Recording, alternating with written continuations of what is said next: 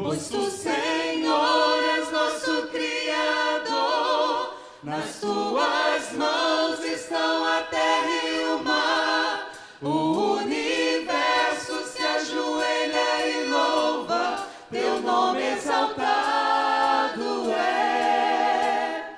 No esplendor da tua santidade é onde eu preciso te adorar, ó Rei dos Reis, grande Deus.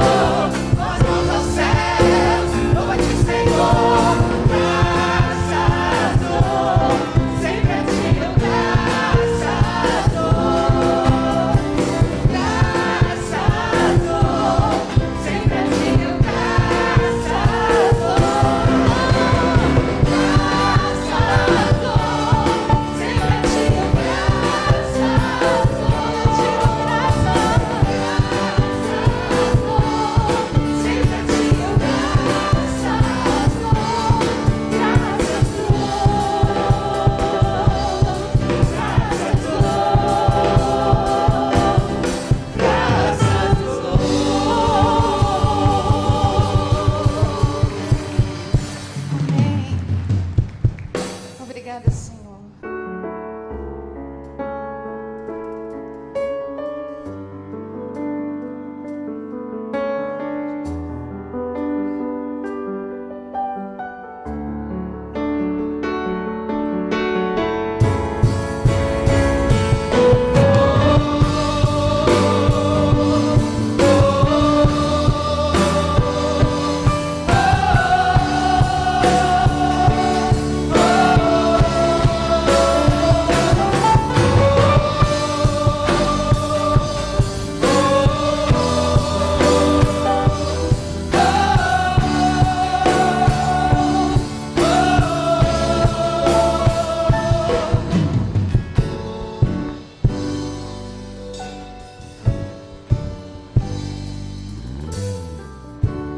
mais eu corro, mais cansado fico. Não importa quanto eu me sacrifico, meus objetivos não consigo alcançar. Já trilhei em todos os caminhos, já gritei por todos, mas fiquei sozinho. Sinto minha força se esgotar, vem me ajudar. Tenho ouvido falar das tuas maravilhas e tens poder pra salvar. Escreve um novo começo pra minha vida. Creio que ainda hoje tudo vai mudar. Levantarei meus olhos e clamarei socorro. Tua palavra disse vai me escutar. Levantarei meus olhos e clamarei socorro. Meu coração só quer ouvir o teu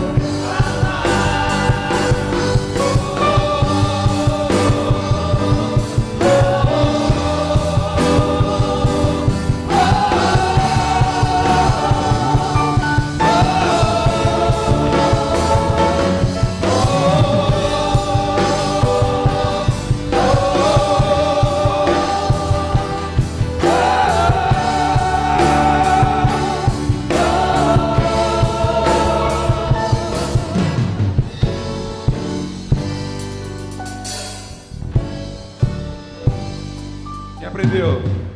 Quanto mais eu corro, mais cansado fico.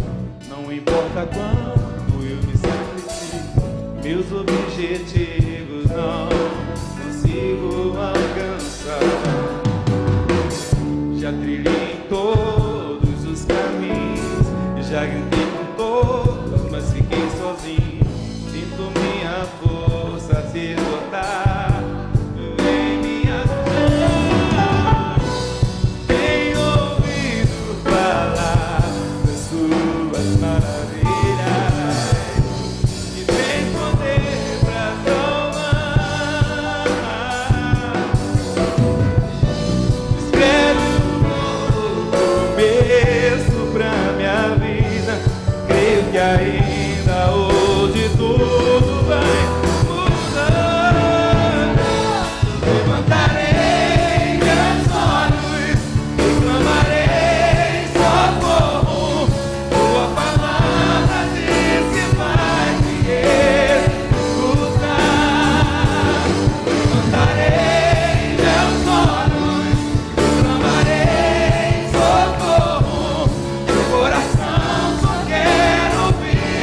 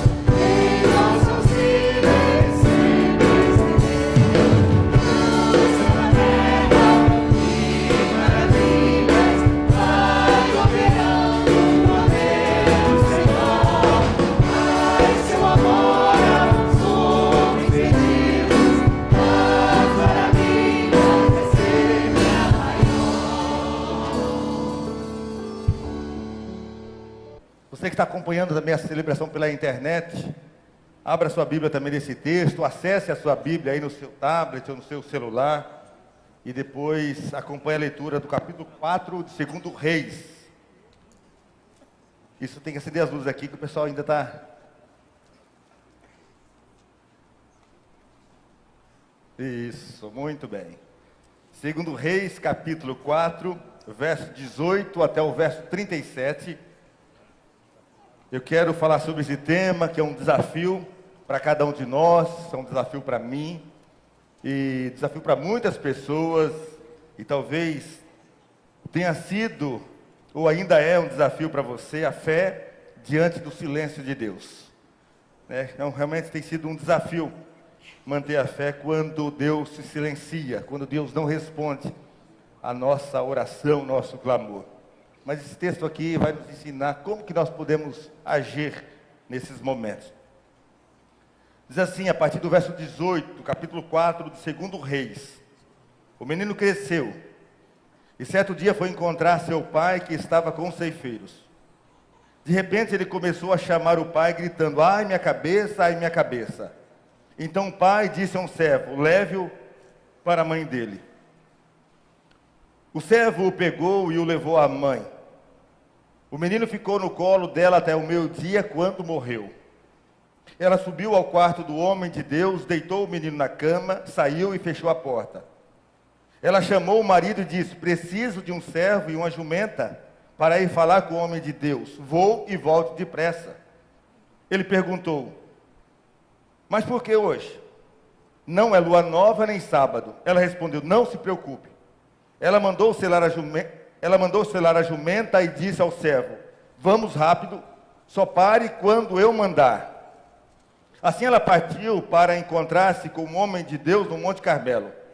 Quando ele a viu à distância, disse a seu servo Geazi, olhe, é a sunamita. Corra ao encontro dela e lhe pergunte, está tudo bem com você? Tudo bem com seu marido? E com seu filho? E ela respondeu a Geazi, está tudo bem. Ao encontrar o homem de Deus no monte, ela se abraçou aos seus pés. Geazi veio para afastá-la, mas o homem de Deus lhe disse, deixa em paz. Ela está muito angustiada, mas o Senhor nada me revelou e escondeu de mim a razão da sua angústia. E disse a mulher, acaso eu te pedi um filho, meu Senhor? Não te disse para não me dar falsas esperanças? Então Eliseu disse a Geazi, ponha a capa por dentro do cinto, pegue o meu cajado e corra. Se você encontrar alguém, não cumprimente. E se alguém o cumprimentar, não responda. Quando ela chegar, ponha o meu cajado sobre o rosto do menino. Mas a mãe do menino disse, juro pelo nome do Senhor e por tua vida, que se ficares não irei. Então ele foi com ela. Geazi chegou primeiro e pôs o cajado sobre o rosto do menino, mas ele não falou nem reagiu. Então Geazi voltou para encontrar-se com Eliseu e lhe disse, o menino não voltou a si. Quando Eliseu chegou à casa, lá estava o menino morto, estendido na cama. Ele entrou, fechou a porta e orou ao Senhor. Então deitou-se sobre o menino, boca com boca, olhos com olhos e mão com mãos. Enquanto se debruçava sobre ele, o corpo do menino foi se aquecendo. Eliseu levantou-se e começou a andar pelo quarto. Depois subiu na cama e debruçou-se mais uma vez sobre ele. O menino espirrou 7 vezes e abriu os olhos. Eliseu chamou Geazi e o mandou chamar a sunamita, e ele obedeceu. Quando ela chegou, Eliseu disse, pegue o menino, pegue o seu filho. Ela entrou, prostrou-se aos pés, curvando-se até o chão. Então, pegou o filho e saiu. Eu creio, meus irmãos, que você em algum momento já teve a sensação de estar fazendo a coisa certa, estar diante do desafio, está fazendo a coisa certa, mas está tudo dando errado na sua vida. E então você ora a Deus, fala com Deus, mas você não ouve nada de Deus, um completo silêncio. E por mais que você peça, e por mais que você ore, Ele não responde. Parece que os céus se fecharam, parece que naquele momento Deus ficou distante. E a sua oração, ela bate e volta, e ela não é atendida. Na verdade, essa é uma coisa que inquieta cada um de nós. É uma coisa que inquieta o crente quando Deus silencia. Especialmente quando nós estamos diante de algum desafio. Quem de nós pode dizer que nunca passou por isso? Quem de nós pode dizer que nunca passou pelo silêncio de Deus? Quem de nós pode dizer que em algum momento fez uma oração sincera, um clamor sincero a Deus, e mesmo assim não ouviu nada da parte de Deus? Não viu nada acontecer, não viu nenhum movimento dos céus em seu favor? A verdade, meus irmãos, é que em muitos momentos nós somos impactados pelo inquietante silêncio de Deus. Ou talvez melhor, nós não saibamos interpretar o silêncio de Deus, não saibamos interpretar aquilo que Deus está falando através do seu silêncio. Mas a grande verdade diante de tudo isso é que sentir o céu em silêncio, sentir que Deus não responde a nossa oração, orar e não ouvir nada da parte de Deus, é desconcertante para nós. Se orarmos e não obtivermos resposta, se orarmos e não sentimos paz, se orarmos e não ouvirmos nada da parte de Deus, se orarmos e não temos nenhum conforto, ainda sentimos angustiado, então sobrevém sobre nós uma ansiedade que nos consome, uma ansiedade que chega a dado momento até dar medo, uma ansiedade que chega a nos causar um desconforto e pode até transformar em desânimo. Se você já viveu, ou se você vive um momento desse, do silêncio de Deus, bem-vindo ao clube, porque muitas pessoas passam por isso. O salmista do Salmo 13 também passou por isso. E em dado momento ele escreve: olhe para mim e responde falando com Deus. Ilumina os meus olhos, do contrário, eu dormirei o sono da morte. Mas além desse salmista, muitos homens, outros homens e mulheres de Deus, na Bíblia, também passaram por momentos de angústia, momentos de depressão, inclusive desânimo. Em alguns casos, a depressão ou desânimo foi tão forte, alguns deles pediram a morte. Foi vivendo um momento como esse, por exemplo, que Moisés chegou a dizer lá em Números: se me tratas assim, mata-me de uma vez. Elias, quando foi ameaçado por Jezabel, ali ele pediu a morte, lá em 1 Reis capítulo 19, diz assim: foi no deserto, caminho de um dia, e veio, se assentou debaixo de um zimbro e pediu para si a morte. Jonas também fez um pedido semelhante. Lá em Jonas capítulo 4, ele diz: peço-te, pois, ó Senhor, tira-me a vida, porque é melhor morrer do que viver. Jeremias, profeta de Deus, foi mais longe. Ele desejou, inclusive, nunca ter nascido. E lá em Jeremias capítulo 20, ele diz: maldito o dia em que eu nasci. Não seja bendito o dia em que me deu luz, a luz da minha mãe, porque Deus não me matou no ventre materno. O apóstolo Paulo também, admirado como modelo de firmeza, de perseverança, ele esteve perto, inclusive, de entregar os pontos. Em 2 Coríntios ele diz: porque não queremos, irmãos, que ignoreis a natureza da tribulação que nos sobreveio na Ásia. Portanto, foi acima das nossas forças, a ponto de desesperarmos até com relação à nossa própria vida. Agora, como foi que Moisés, Elias, Jonas, Jeremias e o apóstolo Paulo e tantas outras pessoas conseguiram sair dessas situações de crise, desânimo e desespero? Algo comum aconteceram a eles. Eles oraram e eles ouviram a voz de Deus. Deus falou com eles. Eles oraram, choraram, buscaram e Deus ouviu e respondeu a eles. Mas o que acontece quando mesmo orando, mesmo clamando, mesmo chorando, Deus não responde? Esse foi o drama de Saul, o rei Saul. Ele estava prestes a enfrentar uma batalha muito difícil. E lá em 1 Samuel, no capítulo 28, diz assim o texto: vendo Saul o acampamento dos filisteus, foi tomado de medo e muito estremeceu o seu coração. Saul, olha só, Saul consultou ao Senhor, porém o Senhor não lhe respondeu. Um silêncio absoluto. E Saul, então, desesperado com aquele silêncio de Deus, por não ouvir a voz de Deus, ele não conseguiu suportar o peso daquele silêncio. E na esperança de alguma resposta àquela crise que estava ali, aquela batalha que estava ali, ele consultou a médium, e isso foi um erro fatal, custou-lhe o ministério e a sua própria vida. E infelizmente, meus irmãos, muitas pessoas continuam agindo dessa forma, não ouvem a Deus, então não suportam o peso, não ouvir a Deus, perdem a paciência, e tomam decisões equivocadas e atropelam tudo e as coisas dão mais erradas do que antes. Na verdade, quando nós falamos sobre fé e falamos sobre o silêncio de Deus, parece que são coisas excludentes, ou seja, uma exclui a outra, mas não são excludentes, porque é possível ter fé mesmo vivendo o silêncio de Deus, como é possível também estar experimentando, vivendo o silêncio de Deus e evidenciar uma fé. Agora, como nós podemos então equilibrar fé e silêncio de Deus? E aqui esse texto nos mostra um profeta, que mesmo vivendo o auge do seu ministério, ele vive no momento o silêncio de Deus. Mas mesmo diante desse silêncio de Deus, ele consegue viver novas experiências de fé. E como então ele fez isso? Como então manter a fé diante do silêncio de Deus? E é isso que essa experiência de Eliseu e Geazi vai nos ensinar. Como que nós podemos manter a fé diante do silêncio de Deus? E a primeira lição desse texto, que para manter a fé diante do silêncio de Deus, ande passo a passo com Deus, dia a dia, passo a passo, para cada dia viver novas experiências de fé com o Senhor. Olha só o verso 27, diz assim: ao encontrar o homem de Deus no monte, ela se abraçou aos seus pés, falando daquela mulher que havia perdido o seu único filho. Geazi veio para afastá-la, mas o homem de Deus lhe disse: deixa em paz, ela está muito angustiada, mas o Senhor nada me revelou e escondeu de mim a razão da sua angústia. Quando aquela mulher então chega até o profeta, ela se abaixa ali para abraçar ali os pés daquele profeta, ele percebe então a sua angústia, ele percebe ali o seu desespero.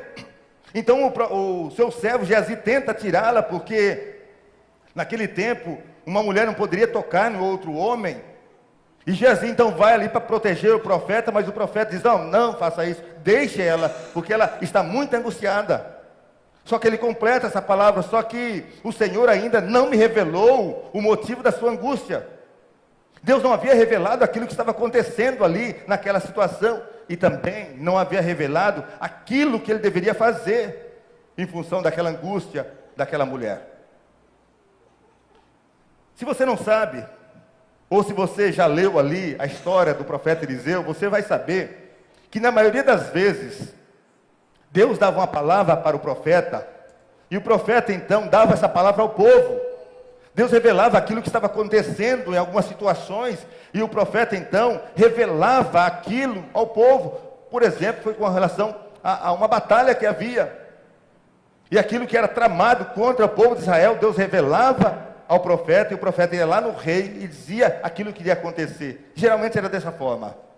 Mas de repente, nessa situação, Deus então tira o profeta da sua zona de conforto e não fala nada, não revela aquilo que estava acontecendo com aquela mulher, e nem tampouco aquilo que ele deveria fazer. E aquela mulher chega ali ao profeta suplicando, e Eliseu responde: olha, Deus não me falou nada, eu não sei nada a respeito disso. Muito desconcertante, tanto para o profeta, quanto para aquela mulher que estava ali ouvindo. Então ela conta ali que o seu filho havia falecido, havia morrido, mas ele continua não sabendo o que fazer. Sabe o que eu aprendo aqui nesse texto, meus irmãos, e com essa situação? É que em algumas vezes, quando nós estamos orando, Deus prepara o nosso coração para aquilo que vai acontecer. Deus nos mostra aquilo que vai acontecer, aquilo que nós devemos fazer. Mas muitas vezes, Deus não fala aquilo que vai acontecer, Deus não revela nada, Deus não mostra nada. E sabe por que Deus faz isso? Para que nós possamos caminhar dia a dia, passo a passo com Ele, numa experiência de total dependência dEle, sabendo que Ele, embora não tenha falado, embora Ele tenha silenciado, Ele continua no controle. Saber disso. E é isso, meu irmão, que acontece comigo e com você. Nós não sabemos aquilo que Deus vai fazer na nossa vida, todas as coisas que Deus vai fazer na nossa vida. Você não sabe todos os planos que Deus tem para a sua vida. Deus não revelou tudo para você, e Ele não vai revelar todas as coisas para você. Então o que você tem que fazer diante disso? É depender dEle em todo o tempo. É saber que Ele está no controle da sua vida, de tudo. E começar a viver novas experiências de fé com Ele, dia a dia, passo a passo. Você não pode viver alicerçado apenas nas experiências de ontem. As experiências de ontem são importantes, sim, e elas servem para nos fortalecer. Mas você não pode viver alicerçado apenas nas experiências que você teve com o Senhor ontem, no passado. Você tem que ter novas experiências de fé com Ele hoje.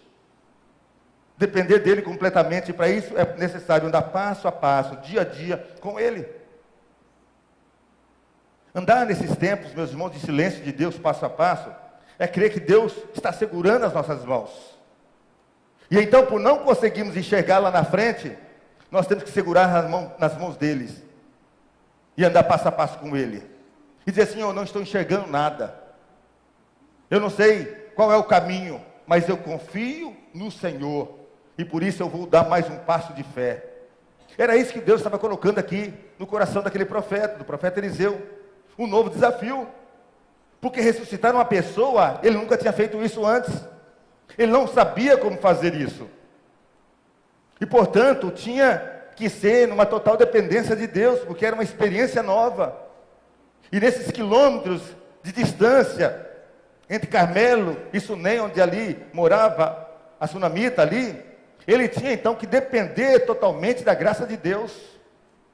Tinha que andar passo a passo com Deus, numa nova experiência de fé. As experiências que ele havia tido no passado já não serviam para aquele momento. Então, meu irmão, minha irmã, se você está vivendo nesse tempo, no silêncio de Deus, se você tem orado e Deus não tem te respondido, se você tem clamado e não tem visto nenhum movimento nos céus em seu favor, comece a andar com Deus, passo a passo, dia a dia, numa total dependência dEle. Foi isso que Deus estava mostrando ali para o profeta Eliseu. Depender dEle completamente, sabendo que Ele está no controle de toda a situação. E essa é a primeira lição aqui, que esse texto nos traz.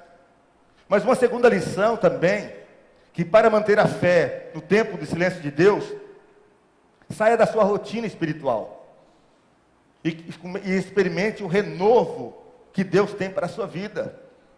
Olha só o verso 31, presta bem atenção nesse texto aqui, diz assim, Geazi chegou primeiro e pôs o cajado sobre o rosto do menino, mas ele não falou e nem reagiu. Uma grande tentação que nós temos quando nós caminhamos com Deus, é ligarmos o piloto automático da nossa vida espiritual.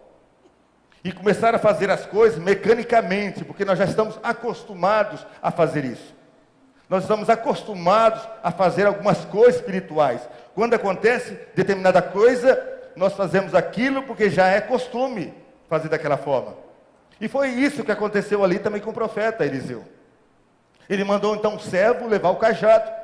A mulher chegou e falou, olha, meu filho morreu. O que ele fez? Pegou o Geazi e falou, leva o cajado e coloque ali sobre o menino. E vá depressa, não cumprimente ninguém, não converse com ninguém no caminho. Se alguém cumprimentar, nem pare, porque é urgente. O cajado era símbolo da bênção de Deus na vida de uma pessoa. E não era a primeira vez que Eliseu fazia isso, mandava colocar o cajado. Então, pelo fato de Deus não ter falado nada com ele, Eliseu então ligou o piloto automático, falou, vou fazer dessa forma. Já deu certo, vai dar certo também.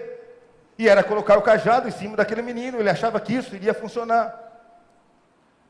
Mas Deus naquele momento também começa, ou continua trabalhando no coração daquele profeta, mostrando que às vezes o Senhor quer desligar o piloto automático da nossa vida.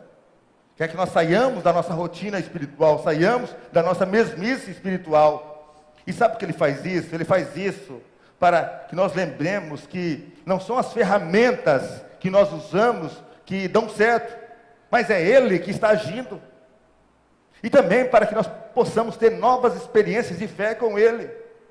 Porque senão, se nós não tivermos novas experiências de fé, nós ficaremos nas mesmices espirituais, nós ficaremos no piloto automático da nossa vida espiritual. E aí não crescemos, não aprendemos. Sabe, meus irmãos, às vezes, algumas pessoas, ou talvez nós também, temos a tendência de transferir os milagres de Deus para as coisas que nós consideramos santas. Muitas pessoas atribuem a bênção a algum objeto. E por isso, muitas pessoas usam essa tática de colocar um copo de água ali, sobre algum lugar. colocam ali o óleo ungido, colocam ali poder, até mesmo em pedaços da cruz de Cristo. E colocam também, entendam bem isso que eu vou dizer, para que não fique nenhuma dúvida. Alguns colocam até poder na oração. E por isso atribuem poder à oração de uma pessoa e não de outra pessoa. E algumas pessoas vão em algumas outras pessoas para que elas orem, e não está errada. E não tem nada errado nisso, de você ir alguém para orar por você. O erro está em achar que apenas a oração daquela pessoa vai trazer a bênção, vai fazer efeito na sua vida. A oração, na verdade, meus irmãos, é um instrumento. O poder não está na oração, o poder está em Deus. Nós até usamos equivocadamente a oração poderosa, quando na verdade não é a oração que é poderosa, a oração é fervorosa. O poder está em Deus. Outras pessoas até sobem algum monte para orar, não tem nada errado nisso também. O erro está em achar que apenas no monte vai ser atribuído alguma bênção para você. Outras pessoas, inclusive, participam das campanhas de oração de todas as igrejas, ou de muitas igrejas, porque acham que o fato de participar daquela campanha vai trazer a bênção, mas a bênção não está na campanha. Porque aquilo acaba se tornando místico se você atribuir a bênção à campanha. A bênção está em Deus, o poder está em Deus. E o que Deus está mostrando aqui nesse texto é que nós precisamos desligar o piloto automático e começar a buscar uma renovação na nossa vida, um renovo espiritual. E descobrir que, por mais sagradas que sejam essas coisas, a bênção não está nessas coisas, a bênção está em Deus, que é todo poderoso. Se aquele menino voltasse à vida, apenas quando fosse colocado o cajado em cima dele, Eliseu talvez pudesse atribuir alguma força mística àquele cajado. E Deus então não receberia a honra daquela bênção, daquele milagre. E Deus queria mostrar para Eliseu, como Ele quer mostrar para mim, como Ele quer mostrar para você, que a bênção não está no objeto, a bênção não está no cajado, a bênção está nele, que é um Deus todo-poderoso. Há um livro que é chamado Fé e Finanças do Reino de Deus, escrito por Lori Cunningham. Ele conta a história de um missionário, e esse missionário sempre quando tinha um desafio financeiro, ele ia lá na caixa postal do correio, e lá tinha algum valor que alguém mandava para ele. E isso foi acostumando com essa rotina.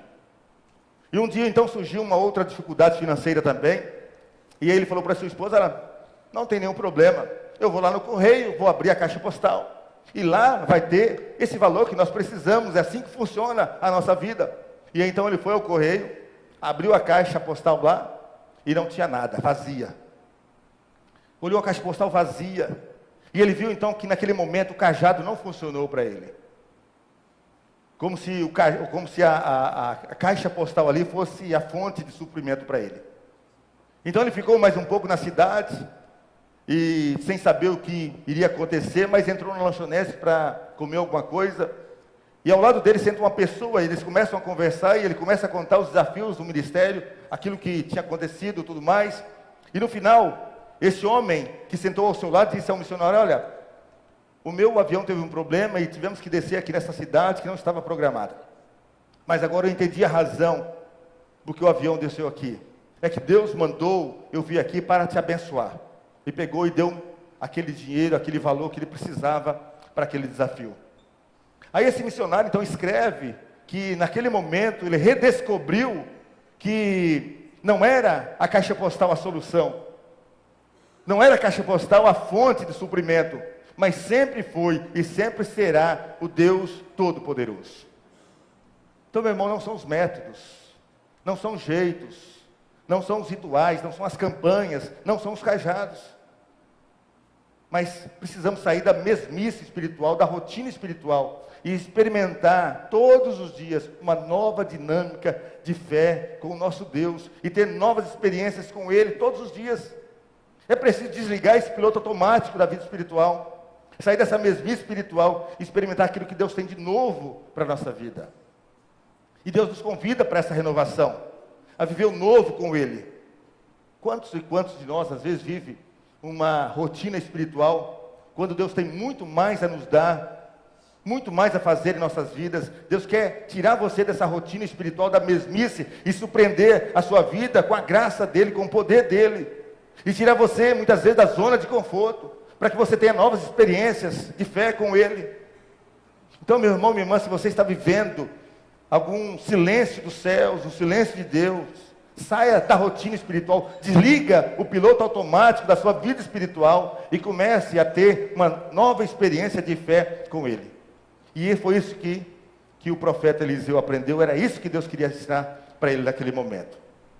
Mas uma terceira lição também, para manter a fé diante do silêncio de Deus, entenda que quando tudo está nublado na sua vida, quando tudo está escuro na sua vida, você precisa também firmar os trilhos nos trilhos que já foram colocados por Deus. Firmar sua vida nos trilhos que Deus já colocou na sua vida. Olha só os versos 32 a 35, diz assim: quando Eliseu chegou à casa, lá estava o menino morto, estendido na cama. Ele entrou, fechou a porta e orou ao Senhor. Então deitou-se sobre o menino, boca a boca, olhos com olhos, mãos com mãos. Enquanto se debruçava sobre ele, o corpo do menino foi se aquecendo. Eliseu levantou-se e começou a andar pelo quarto. Depois subiu na cama e debruçou-se mais uma vez sobre ele. O menino espirrou 7 vezes e abriu os olhos. Sabe, meus irmãos, há batalhas que nós somos experientes. Há coisas na nossa vida que não nos afetam como afetam outras pessoas. Mas há experiências que nós nunca passamos. Há batalhas que nós nunca lutamos, nunca enfrentamos. E foi isso aqui que Eliseu experimentou. Uma batalha que ele nunca havia enfrentado. E o pior, como eu disse aqui no início, Deus continuava em silêncio. E aí então ele entra naquele quarto, sozinho, ele fecha a porta, ele fala com Deus, depois ele deita em cima do menino, levantou, começa a andar pelo quarto novamente. Deus não havia falado nada ainda, silêncio de Deus. Talvez ali naquele momento ele estivesse esperando ali uma resposta de Deus, mas o que realmente aconteceu ali foi o silêncio do Senhor. E naquele momento Deus estava mostrando para ele e para nós que quando nós não temos uma palavra específica de Deus, quando tudo está nublado na nossa vida, quando nós não enxergamos uma saída, quando nós não temos um caminho claro dado por Deus, nós precisamos firmar os nossos trilhos, ou firmar nossa vida nos trilhos que já foram colocados por Deus no passado. E foi isso que aconteceu aqui com o profeta Eliseu. Eliseu não tinha travado aquela batalha ainda, mas ele teve um discipulador que já havia travado essa batalha, semelhante, que foi o profeta Elias. E o profeta Elias, que foi o discipulador de Eliseu, já havia travado essa batalha. Lá em 1 Reis conta essa história, onde Elias orou e também ressuscitou um menino, da mesma forma ele fez. Então Eliseu fez igual, deitou sobre o menino, mão com mão, boca com boca, olho com olho, e o menino então começou a voltar à vida e ressuscitou. E diz o texto aqui, que depois de ele abrir os olhos, ele espirrou 7 vezes. Parece aqui uma coisa sem sentido, ele espirrou 7 vezes, mas o que me parece aqui é uma metáfora, porque o número 7, talvez você saiba disso, o número 7 é o número da perfeição, o número da divindade, e o espirro tem a ver com sopro. Sopro ali no hebraico é o espírito, e aquele menino então espirra 7 vezes. É como se Deus estivesse dizendo ali ao profeta: ó, sou eu que estou dando vida a esse menino, não é o calor do seu corpo, não é o cajado, mas sou eu. Você está entendendo o que é firmar nossa vida nos trilhos já colocados por Deus? Foi isso aqui que o profeta fez. É Deus, meu irmão, que provê todas as coisas. A Bíblia diz lá em Tiago que toda boa dádiva vem do Senhor. Portanto, quando tudo estiver nublado na sua vida, quando estiver escuro, quando você não vê nenhuma saída, quando você não avistar um caminho claro, firme a sua vida nos trilhos que já foram colocados por Deus, especialmente na palavra de Deus. Não entre nessa onda de versões novas. Deus já deu tudo o que nós precisamos para viver uma vida plena com Ele. Você não precisa dessa novidade do mercado da fé na sua vida. Logicamente, meus irmãos, nós temos novos métodos na aplicação do Evangelho, métodos mais contemporâneos, mais aperfeiçoados. Isso sim, nós devemos aproveitar e aplicar na nossa vida. Mas a base de tudo isso sempre será a palavra de Deus, sempre será a Bíblia. A Bíblia sempre será, ou deverá ser, a nossa regra de fé e de prática. Então, se você estiver aí no silêncio de Deus, comece a ler a Bíblia. Comece a buscar em Deus. E certamente a sua fé será fortalecida. A própria Bíblia fala sobre isso, que a fé vem pelo ouvir e ouvir a palavra de Deus. Não fique buscando caminhos alternativos. Não queira alicerçar a sua vida, não queira alicerçar a sua família, não queira alicerçar o seu casamento em novidades desse mercado da fé que aparece. Alicerce em Deus, alicerce sempre na palavra de Deus, nos trilhos já colocados pelo Senhor. Então, se a sua vida estiver nublada, se você não está ouvindo a Deus, se há um silêncio nos céus, comece ou continue firmando nos trilhos já colocados pelo Senhor. Sabe, meu irmão, minha irmã, Deus nos convida para uma renovação espiritual. Nos convida para viver coisas novas com Ele. Porque Deus tem muito mais para você. Deus sempre quer nos surpreender com a sua graça e o seu poder. Deus quer sempre nos dar um crescimento. Deus sempre quer nos dar maturidade. Mas muitas vezes nós nos deparamos com o silêncio de Deus. Mas o que fazer diante desse silêncio? Então, o tempo do silêncio é o tempo da busca. O tempo do silêncio é o tempo de não sairmos dos pés de Jesus. O tempo do silêncio é o tempo de abraçar a graça do Senhor o tempo todo. O tempo do silêncio é o tempo da oração. O tempo do silêncio é o tempo da reflexão nas coisas de Deus. O tempo do silêncio é o tempo de aprendermos e caminhar mais pela fé. Então, se você está vivendo esse tempo de silêncio com Deus e a sua fé esteve ou está abalada, é hora de você olhar para Deus e ver aquilo que Ele ainda continua falando para você através desse silêncio. Esse é o que nós devemos fazer. Esse tempo de silêncio, meus irmãos, é o tempo de nós mantermos a fé. É o tempo de nós andarmos passo a passo com Deus, dia a dia com Deus, tendo novas experiências com o Senhor, todos os dias. É tempo de nós sairmos da rotina espiritual, desligar o piloto automático e começar a ter novidades na nossa vida com o Senhor. É tempo também de nós firmarmos a nossa vida nos trilhos já colocados pelo Senhor. Então, se você está vivendo o silêncio de Deus, busca o Senhor, não saia de lá enquanto Deus não falar com você. Porque mesmo no silêncio, o Deus que nunca parou de trabalhar, certamente Ele abrirá os céus em seu favor. E eu quero concluir essa palavra com o Salmo 30, o verso 5, que é um texto tão conhecido, mas um texto que fala tanto ao nosso coração. Diz assim: o choro pode durar uma noite toda, mas a alegria, ela vem pela manhã. E que Deus abençoe e venha aplicar essa palavra no seu coração, na sua vida. Amém? Feche seus olhos, vamos orar ao Senhor nesse instante, mais uma vez. Ó Deus, nós te damos graças, ó Pai, nesta noite.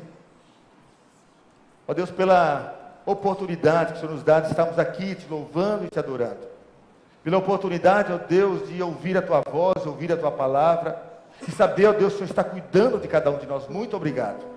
Agora que nós ouvimos a Tua palavra, ó Deus, que trata da fé e do silêncio do Senhor.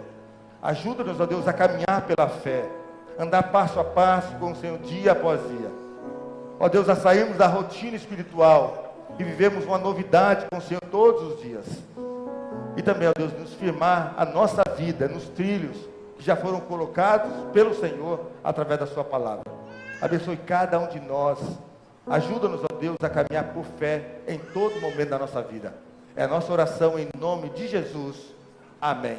Amém. Quero convidar você a ficar em pé. Nós vamos louvar ao Senhor com esta canção.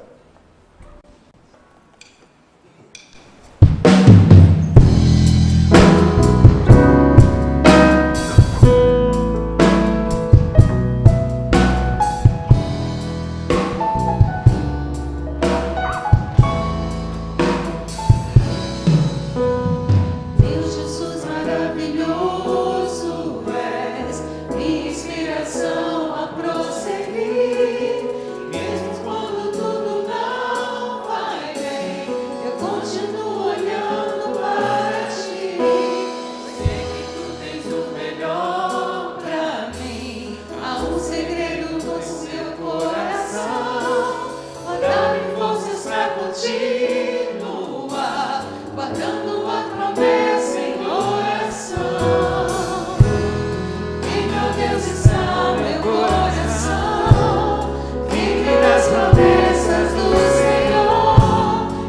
continuo olhando para ti, e assim eu sei que posso prosseguir. E mesmo quando eu chorar, as minhas lágrimas serão para regar a minha fé e consolar meu coração, pois o que chora aos pés da cruz, clamando em nome de Jesus, alcançará de ti, Senhor, misericórdia, graça e luz.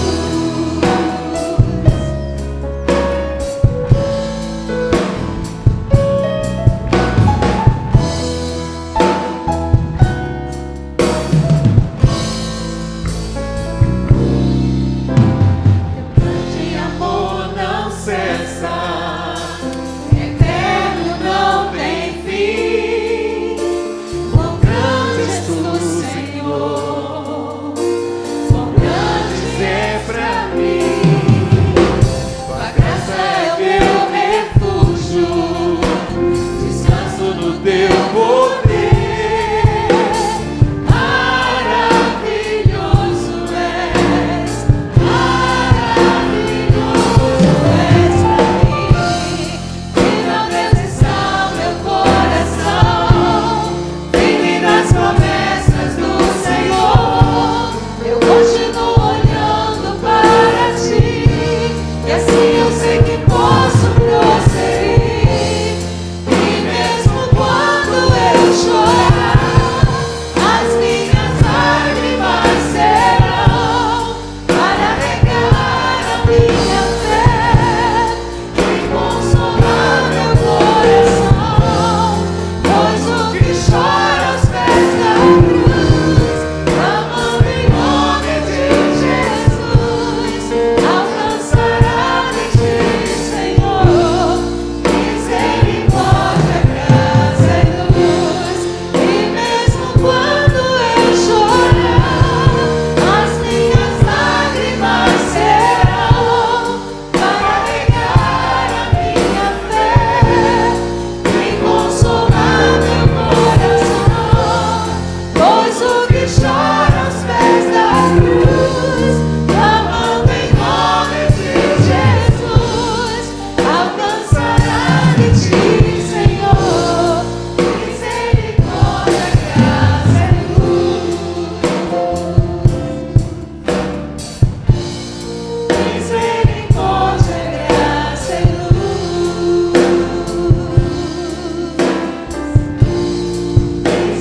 Misericórdia, graça e luz. Amém. Essa canção diz assim: mesmo quando eu chorar, as minhas lágrimas serão para regar a minha fé e consolar o meu coração. É isso que Deus faz conosco. Mesmo naqueles momentos mais difíceis, mais deprimentes, mais desafiadores que nós vivemos, e quando choramos, o Senhor continua nos ouvindo. E que as lágrimas que você chora possa regar a sua fé e possa consolar também o seu coração. Que Deus abençoe sua vida. Deus abençoe a sua família. Deus abençoe seu trabalho. Deus abençoe seu casamento. Deus abençoe seus filhos. Que Deus abençoe toda a sua vida. Você que tem empresa, que Deus abençoe sua empresa também. Nós vamos orar. Quero convidar a Soninha para orar aqui. E ela vai orar nesse sentido, para que Deus continue abençoando a cada um de nós. E se você está vivendo nesse tempo o silêncio de Deus, não desista da caminhada. Prossiga firme, sabendo que Deus está no controle de toda a sua vida e de toda a situação. Deus não te desamparou. Deus não te deixou de lado. Ele continua sendo seu pai, pai que ama, pai que cuida. E Ele vai continuar cuidando no nome de Jesus. Amém? Vamos orar. Deus, nosso Pai, nós te amamos, Senhor, amamos. Muito obrigada pela Tua palavra que encontra abrigo em nossos corações, ó Deus, que fala conosco.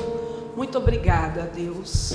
Muito obrigada pelo cuidado, pelo Teu amor incondicional para conosco. Nós te louvamos e te agradecemos, ó Deus.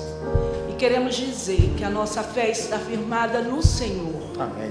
Que em todas as circunstâncias, ó Deus, os nossos olhos estão firmados no Senhor. Queremos pedir, ó Deus, que o Senhor seja com cada família aqui representada. Que o Senhor visite a cada um, ó Deus, porque o Senhor conhece, sabe o que cada um necessita, sabe as lutas, ó Deus, mas nós cremos no Teu poder e sabemos que o Senhor é um Deus de amor, de misericórdia e de restauração. Por isso, ó Deus, nós depositamos cada família, cada irmão, cada amigo, ó Deus, no Teu altar.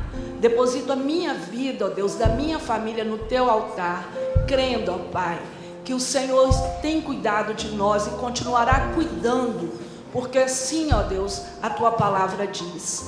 E nós temos experimentado do Teu amor, ó Deus, do Teu amor maravilhoso, da Tua graça infinita, ó Deus. Muito obrigado, ó Pai.